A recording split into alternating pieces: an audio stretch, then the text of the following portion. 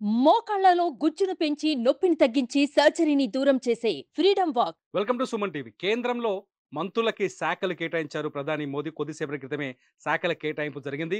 గతంలో మాదిరిగానే అమిత్ షాకి, ఎవరైతే బీజేపీలో నెంబర్ 2గా ఉన్నారో అమిత్ షాకి కేంద్ర హోంశాఖ బాధ్యతల్ని అప్పజెప్పారు. అలాగే నిర్మలా సీతారామన్‌కి ఆర్థిక శాఖ వ్యవహారాలే అప్పజెప్పారు.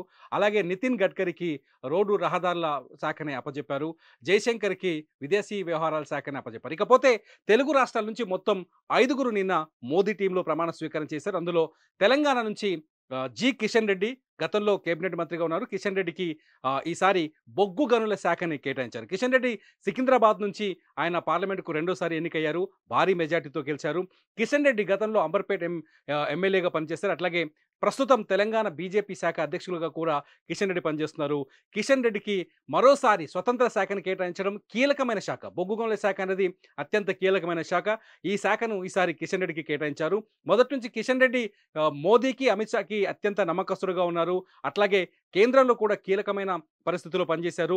గతంలో ఆయన పోర్ట్‌ఫోలియో పర్యాటక శాఖ మంత్రిగా ఉన్నప్పుడు కూడా దేశంలో పర్యాటక సంస్థలు, పర్యాటక ప్రదేశాల అభివృద్ధికి ఆయన తీవ్రంగా కృషి చేశారు. అక్కడ పూర్తి సంతృప్తితో ఉన్నట్టుగా అర్థమవుతుంది. ఈ నేపథ్యంలోనే కిషన్ రెడ్డికి తాజాగా బొగ్గు గనుల శాఖను కేటాయించారు. కిషన్ రెడ్డి తర్వాత ఇప్పుడు తెలంగాణ నుంచి బండి సంజయ్‌కి కూడా చాలా కీలకమైన శాఖనే అప్పజెప్పారు. బండి సంజయ్ కరీంనగర్ ఎంపీగా ఉన్నారు. బండి సంజయ్‌కి కేంద్ర హోంశాఖ సహాయ మంత్రిగా బాధ్యతలు అప్పజెప్పారు. బండి సంజయ్ తొలిసారిగా కేంద్ర కేబినెట్‌లో జాయిన్ అయ్యారు. తొలిసారిగా హోంశాఖ సహాయ మంత్రిగా పనిచేశారు. ఆయనకిష్టమైన అమిత్ షా దగ్గర, అమిత్ షా శాఖలోనే ఆయన కూడా పనిచేయడం నిజంగా కరీంనగర్‌లో హర్షం వ్యక్తమవుతుంది. బండి సంజయ్ మొదటి నుంచి పవర్‌ఫుల్ పర్సన్‌గా ఎదిగారు. ఆర్ఎస్ఎస్ నుంచి మొదలుపెడితే, బీజేపీ నాయకుడిగా మొదలుపెడితే కరీంనగర్‌లో అంచెలంచెలుగా ఆయన ఎదుగుతూ పైకొచ్చారు. బండి సంజయ్ ఈసారి కేంద్ర క్యాబినెట్‌లో హోంశాఖ సహాయ మంత్రిగా ఆయన బాధ్యతలు స్వీకరించబోతున్నారు. హోంశాఖ శాఖను ఆయనకు బండి సంజయ్‌కి కేటాయించారు. బండి సంజయ్‌కి శాఖ కేటాయించడం పట్ల ఆయన అభిమానులు సంతృప్తిని వ్యక్తం చేస్తున్నారు. ఇకపోతే ఆంధ్రప్రదేశ్‌కెళ్తే ఆంధ్రప్రదేశ్‌లో ఆహ్, హ్మ్, రామ్మోహన్ నాయుడు, కింజరాపు రామ్మోహన్ నాయుడు ఎవరైతే ఉన్నారో ఆయన కేవలం 36 సంవత్సరాల్లోనే యంగెస్ట్ ఎంపీగా, ఆయన యంగెస్ట్ కేబినెట్ మినిస్టర్‌గా రికార్డు సృష్టించారు.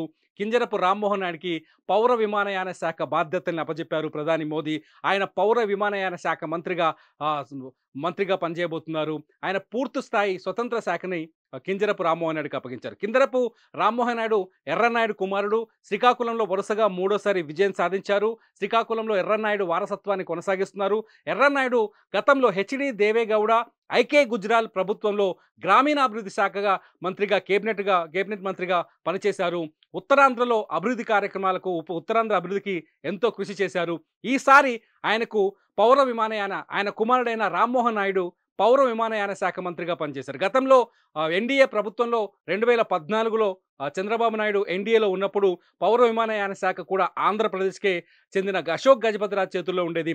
అశోక్ గజపతిరాజు పౌర విమానయాన శాఖ మంత్రిగా పనిచేశారు. ఆ తర్వాత తిరిగి మళ్ళీ ఇదే ఆంధ్రప్రదేశ్‌కి చెందిన, అదే ఉత్తరాంధ్ర ప్రాంతానికి చెందిన రామ్మోహన్ నాయుడికి పౌర విమానయాన శాఖ బాధ్యతల్ని అప్పజెప్పారు. ఇకపోతే మరో వ్యక్తి, ఆంధ్రప్రదేశ్‌లో అత్యంత కీలకమైన వ్యక్తి పెమ్మసాని చంద్రశేఖర్. పెమ్మసాని చంద్రశేఖర్‌కి చాలా కీలకమైన పెమ్మసాని చంద్రశేఖర్‌కి భారీ పరిశ్రమలు మరియు గ్రామీణాభివృద్ధి మరియు కమ్యూనికేషన్ సహాయ మంత్రి బాధ్యతలు అప్పజెప్పారు. పెమ్మసాని చంద్రశేఖర్ గుంటూరు పార్లమెంట్ నుంచి ఆయన పార్లమెంటుకు ఎంపికయ్యారు. తొలిసారి పార్లమెంటుగా ఎన్నికయ్యారు. ఆ తర్వాత తొలిసారి పార్లమెంటుకి ఎన్నికైన ఈ సంవత్సరమే ఆయన కేంద్ర మంత్రిగా కూడా బాధ్యతలు చేపట్టారు. చంద్రబాబు నాయుడికి అత్యంత సన్నిహితుడు. అట్లాగే ఎన్ఆర్ఐ, డాక్టర్, గ్రామీణ ప్రజా సమస్యలపైన మంచి అవగాహన ఉన్న వ్యక్తి కాబట్టి ఆయన్ని కేంద్ర కేబినెట్‌లోకి తీసుకున్నట్టుగా అర్థమవుతుంది. ఇకపోతే మూడో వ్యక్తి, ఆంధ్రప్రదేశ్ నుంచి మరో మంత్రి కూడా ఉన్నారు. ఆయన పేరు శ్రీనివాస వర్మ. నర్సాపురానికి చెందిన శ్రీనివాస వర్మ తొలిసారి నర్సాపురం నుంచి బీజేపీ తరఫున పార్లమెంట్‌కి ఎంపికయ్యారు. శ్రీనివాస వర్మకి భారీ పరిశ్రమలు, స్టీల్ శాఖల సహాయ మంత్రి బాధ్యతను అప్పజెప్పారు. నర్సాపురం అంటే చిన్నప్పటి నుంచి ఆర్ఎస్ఎస్ కార్యకర్తగా తన ప్రస్థానాన్ని మొదలుపెట్టిన శ్రీనివాస వర్మ అంచెలంచెలుగా బీజేపీ కోసం పనిచేస్తూ వచ్చారు. జిల్లా అధ్యక్షుడిగా పనిచేశారు. అట్లాగే రాష్ట్ర శాఖలో కూడా కీలకమైన బాధ్యత నిర్వహించారు. ఈ నేపథ్యంలోనే శ్రీనివాస వర్మకి నర్సాపురం పార్లమెంట్ టికెట్ ఇచ్చారు. నర్సాపురం నుంచి మంచి మెజార్టీతో శ్రీనివాస వర్మ గెలిచారు.